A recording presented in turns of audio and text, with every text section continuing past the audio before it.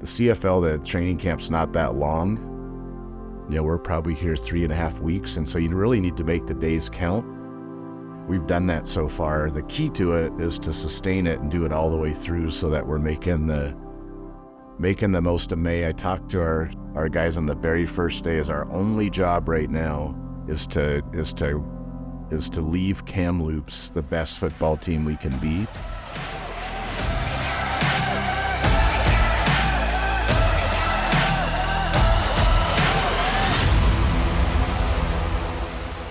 Fellas, make sure y'all in y'all playbooks, man. There's a lot gonna happen real fast, so let's stay locked in and do what we gotta do, right? Lions on 3. 1, 2, 3. Lions! The luck of the draw, man. Yeah, you coming to it? Go ahead. Slide down there and get that thing. Does everybody know where y'all are going? Yes, sir.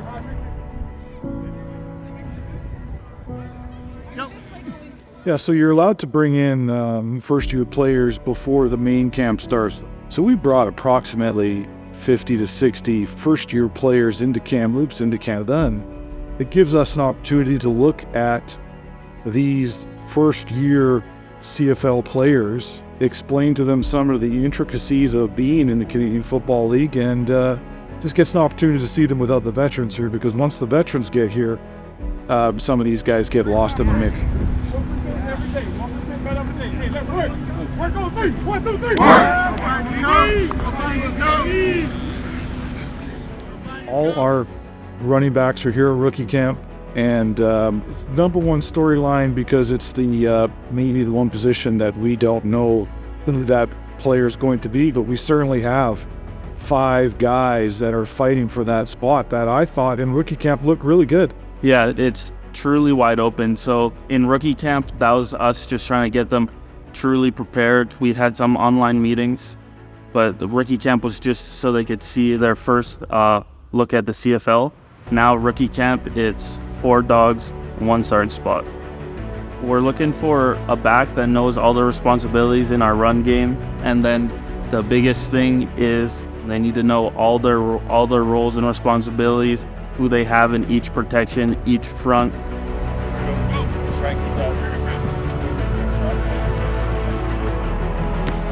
The difference between offensive assistant and running backs coach for me is just the title. I maintained all my roles. I meet with the running backs a lot. I make sure everybody has everything they need in regards to scripts, and make sure that all the coaches are supported as well.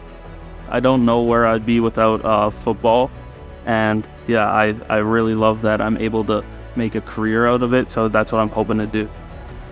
This team seems to be different than other teams we've been around before. There's a great atmosphere around here. The coaches have all bought in.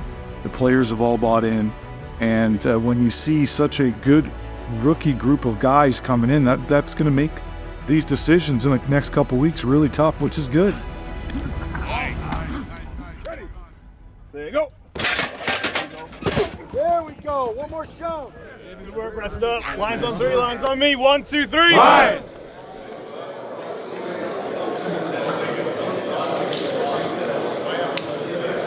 This is just going to be an information session. We're going to do all the non-football stuff, get it out of the way.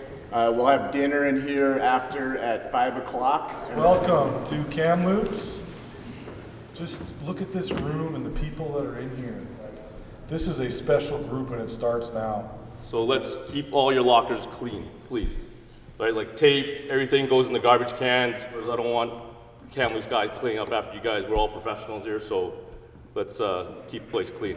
When I became a head coach in 2014, I knew going into 2015 that for me to be sustainable and to be the coach I want to be, the husband I want to be, whatever it was, sometimes I needed help mentally with stuff, just because football's not an easy thing. Life's not an easy thing. Football on top of it is not easy. So I've asked for help before, I still do. There's certain things I do to try to take care of myself. Essentially, I see folks who are struggling a bit more with both kind of mental health, mental illness pieces. The really, really important thing for you to hear is that anyone who connects with me, it is confidential. I'll finish this off by saying this is my favorite day of the year. I've been doing this a while. My favorite day of the year is when all you knuckleheads walk through the door and it brings a bunch of life back into it. You are fortunate and blessed to be finished with David Mackey coming up here. Where's Mr. Mackey? So if you are not a football player, see you later. You guys are out of here, including the coaches. Remember that dinner's at 5 in here, and then we'll see you at 6:30 on the other side. Good luck. David Mackey, everybody. Made it.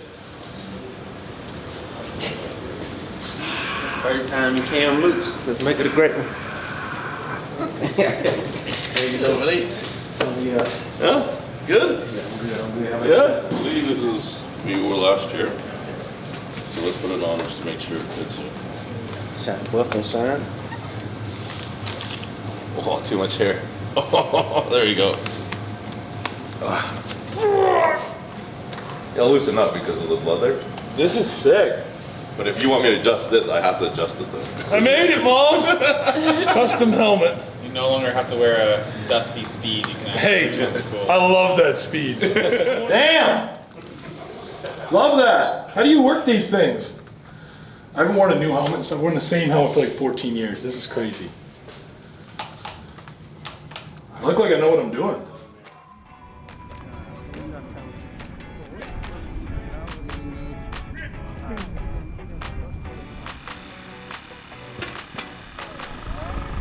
And just like that, we're back at it.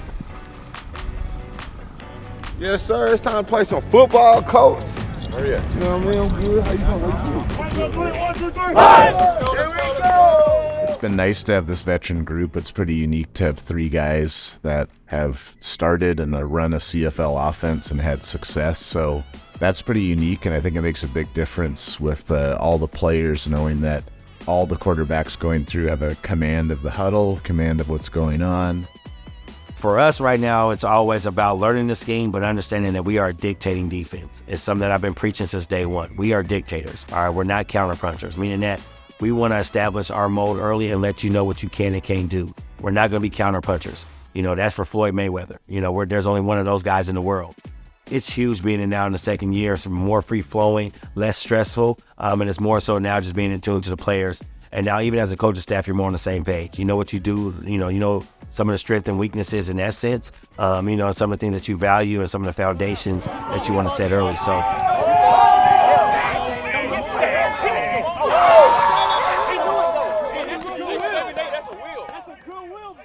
In years past, you know, 8-year vet, the first year I struggled to sleep. Like I just said, I had a hard time, the bed's too small.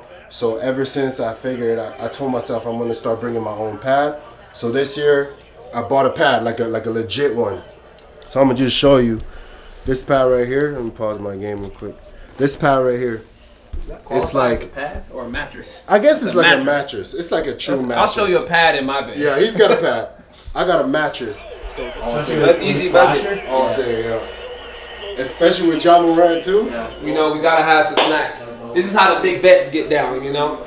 Make sure we keep the essentials around. Right here. Hydration, mainly. You know, you wanna have your water. That's important. You wanna have your Gatorade. It's pretty generic this year. Let me turn off the TV. But I got the ball, you know, to release some pressure off the low back, so I'm not sitting on the chair, you know, bounce around. If you don't know, look it up. Keeps everything. You do a little workout, keeps your core intact. Camp's gone good. I like the way I'm moving. I like the guys that they brought in. And then I look at this as me being able to have an opportunity to be better, you know. I think most guys in their 9th year, they might be trying to, you know, taper off or, you know, make it a great retirement. But I don't feel that way. TJ speaks for himself. You know, he's a 9-year vet, a guy that I played with as well. But, you know, he's taking that veteran ownership. You know, he's a guy that's the leader of our defense, the vocal leader as well, someone that we all look up to from that standpoint, someone that we rely on even from a coaching standpoint. Yeah, and there's a certain way I got to go about doing things and in terms of setting the team atmosphere to make everybody feel comfortable. You know I have to be the guy that leads the way when it comes to that, you know, and setting the standard on the field, setting the standard in practice, you know, setting the standard of fun, you know, knowing how far to go. You know, basically being the bridge between the coaches and the players in terms of, you know, fun. Hey, y'all, let's keep building. Let's keep building. 1, 2, 3. 1, 2, 3. We've been here forever. TJ, he's been here his whole entire career. So that would be amazing to win for him, for us and for our families. I think that's the goal. That's always been the goal, but we have the roster for it. We have the coaching staff for it. And that's what we aim to do, man, trying to win the Grey Cup. That's the only thing on my mind right now at this point. We have a lot in common. We both have families, we both have kids. There's some things that he might be able to tell me that I might not know. Just a great guy to talk to, man. I really like TJ. I've always liked TJ, somebody who I feel I could relate to. And it's not usually like when I come to camp, I bring pictures of family, my brothers, my sisters, or my boys and stuff, just to keep me motivated. There's times when camp is just gruesome and you're like, man, I miss my family. So this calendar, it's a calendar that my sister made for everybody in the family for Christmas. So everybody has one of these, and it has everyone's birthdays and just like special events and stuff like that. So if you could see this, if you zoom in, these are just different different families. They're individuals, families. So my family is here on the bottom left. That's why I like Coach Rick, the type of coach he is. He lets us handle our family things. You never know. Our phones have to be on silent, during meetings, but I have to look at my phone. I have a family, and he doesn't want us to feel too away from our families. Because I have kids, I'm able to stay more youthful. I'm always on the ground. And as a shorter athlete, I notice that that's my strength. My pad level. I'm gonna make a lot of tackles because I'm lower than most guys. So I use that being with my kids and rolling around the ground as an asset to my playing style. The goal for me this year is to stay healthy. That's number one. As you get older, you want to take care of your body. You want to make sure you're healthy. And this year is just it's a redemption year. I want to get back to where I was.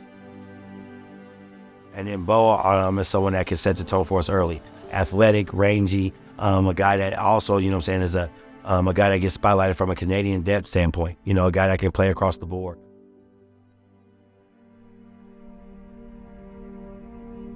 That wasn't really on the radar screen, even when you talked to the news people or anything like that. And then you woke up and it was smoke central around here. So you always learn about people when something different happens or something that's not expected. Is how does the team react? How do the coaches react? How do the players react? We kind of go in walkthrough mode. We're in tennis shoes on a basketball court, so we're not playing football full speed. And if you have the right mindset and the right attitude, you still can get very good mental reps. We are at Kamloops Soccer Dome. We got to improvise. We got to fight through adversity.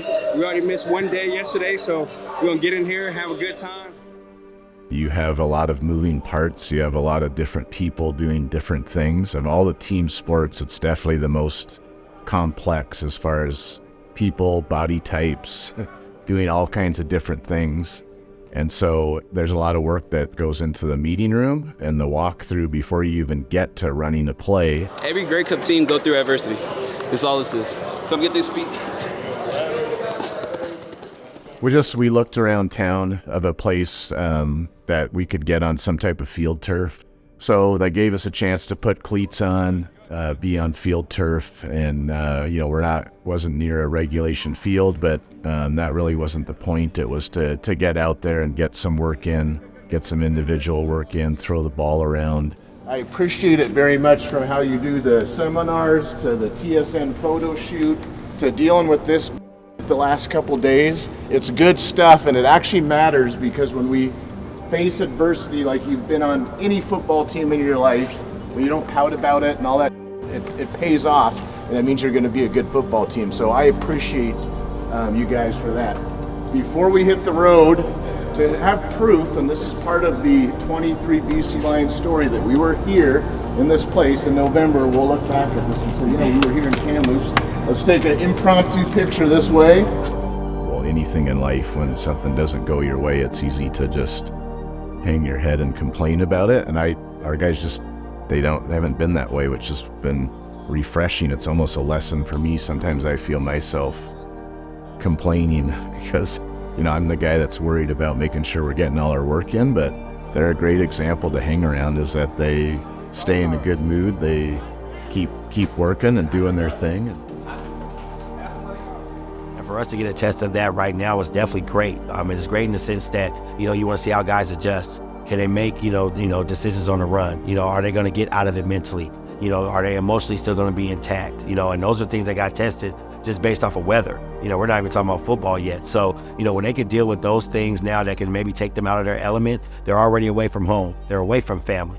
These are things that sometimes the outside world doesn't have to take into consideration for the professional player. Smoke done cleared off. It's time to go to work. It's a good day. Any day you can wake up, the sun shining on you. That's you better thank the Lord. Main thing with being a running back, competing for a job like this, is knowing yourself more than anything. I can't go out there and try to be Smoke. And the best version of Antonio, I think, is a really good football player. And I just trust that and understanding that this guy's really good. I'm really good. We got a lot of really good guys around us. Any competition is good competition, but it's like more so like, we help each other at the same time. I got different abilities. I flash my abilities, he flash his ability. Whatever works, whatever works best for the team. I don't like comparing guys, but for our fans, he's going to be more of a James Butler type, an all-around back, good pass pro, good with the ball in his hands, an all-around back. We like him. He's been good. My first Christmas at my girlfriend's, they got me these cufflinks, the shifter cufflinks, and I absolutely love them. So haven't even worn them yet. I'm actually afraid to. And then playbook, keep it simple. I'm a simple guy, not much going on. Playbook, composition, and my water over there with my cufflinks to remind me of all the good things that I'm out here working for. So yeah, so I didn't like football growing up. I wanted to play soccer. My older brother played football at the time, and my dad was known for being a good running back as well. So really the cool part about where I'm from is super small. And the guys that I grew up playing with, we all just went to high school at the same time too. So we all just went out there and kept playing together. And while I was at UNC, that we had a three-headed backfield. So it was me, Michael Carter, and Javonte Williams. And we all just kind of rotated and went at it, whoever had the hot hand at the time. Yeah, I was an undrafted free agent out of UNC, and Buffalo called me after the 2020 draft, and I went there. It was a very emotional debut. My grandfather had passed at the beginning of the season, and I was really close with him. But that first touchdown that I scored, I think it was like a 30-plus yard run. I just got in the end zone, I pointed up to the sky, kind of, like, hey, granddad, I did it. First of all, when I first started off, I didn't like it too much, but I had to play up. Like, I was like 7, I had to play with like the 8 and 9-year-olds. And after a while, after my first year was a little rough, I ended up falling in love with football. And that's when it kind of took off for me, like middle school and high school, towards the end of high school, like becoming a 5-star and, choosing Virginia. And it's a lot of stuff. I had a long journey though. My junior year, I led like all running backs, like in the country, I think, and like receptions. I had like 77, like 1 drop, I think. I went undrafted to the Ravens. I had a great preseason there. I led running backs and receiving yards in the preseason, and they wanted to put me on a practice squad. I ended up getting claimed in Chicago. I ended up being in Chicago for 3 years with Benny Cunningham, Jordan Howard, and Tariq Cohen. I went unsigned for like a couple of months before I got picked up with the Giants. Did things with the Giants, and that's when I tore my hamstring twice, and that was the end of my NFL journey. Like I said, I was supposed to come here last year, and I had my incidents that happened last year, so I've been sitting honestly for like almost going on 2 years. The difference is like 3 downs, so it's sometimes it's more of a passing lead and being effective out the backfield, whether blocking or catching. That's something I've been taking pride in, me not being the biggest guy, so I gotta stand out somehow, and that's one of my strengths. He can bring the home run hitter aspect in that he's a quick guy, got a great burst, and so he's someone that can take a short play or a short pass or something like that and turn it into a big gain. So it'll be fun to see what he does in the live preseason games. I just know these the $2 ones. These the dollars. That's all I know for real. This is my playbook, obviously. playbook. Can't give out too much of that. Got my cleats. I ended up losing my grandmother, so this one of the ladies I play for, you know, RP, Dorothy Hambry and RP Mary Dawson. So this lady, I play for them, and this will be, you know, I haven't played in these yet, so hopefully, you know, I get a chance to wear these in a regular season game one day. And I grew up near Charlotte Motor Speedway in North Carolina. And Charlotte in general is a hub for NASCAR. So sometimes on Sundays we'd be watching the race, you know, the NASCAR race, and not even the football games. I actually put out a tweet and I said, hey, does anyone have any NASCAR connections? NASCAR retweets it and it just goes crazy. And one thing leads to another. Me and Joe Graff Jr., he's my partner in it, my driver as well. We partnered up, and we've been locked together for 3 years now. And you know, I love to see the trajectory and where we're going with the team. The team got the first win last season. My esports team, this is the third year with that as well. It's called Ancient World Gaming. It was originally Antonio Williams Gaming, but AWG, you know, we got apparel, all that stuff. But yeah, we're a pro esports team. We've got a Challengers Call of Duty team. We're about to acquire an Apex charter to have a pro Apex team. Hey man, I'm excited. It's a beautiful day, dude. I'm enjoying it. I'm learning things quickly, I believe. The runs are looking really good. The pass pros looking really good. I'm excited, man. I'm excited to get to this preseason game. I'm excited to go and be able to hit somebody else on another team. That's just being honest. This is a different game. I look at defensive linemen in this league. To me, they seem like they're a little more agile. They can get sideline to sideline. The field's wider. This is a different game, and I think I like it a little bit better, honestly, because to me, it seems a bit more fast-paced. But I think we need to see live reps versus opponents. So I think those two preseason games are going to be very telling as far as who's the guy week one. It's going to be rough. I'm going to be honest, and that's what you want, right? These are good problems to have. When you have so much depth and you acquire so many guys that come in that can compete for not just, you know, backup roles, but guys that have a chance to crack the lineup and start. Those are good problems to have as a coordinator, good problems to have as a head coach.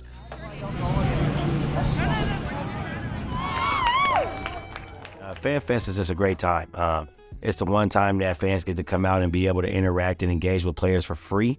And that's the big thing that you look forward to, right? It's a chance for those guys to, you know, be able to get, you know, some of these players and guys that they idolize at arm's reach. I go to the bouncy house? Yeah. Okay. So the scrimmage itself will be, you know, something that we try to do every single year in the sense of being able to evaluate, right? You know, we want to play at almost a game tempo speed without, you know, tackling, without having to put full pads on from a pants standpoint.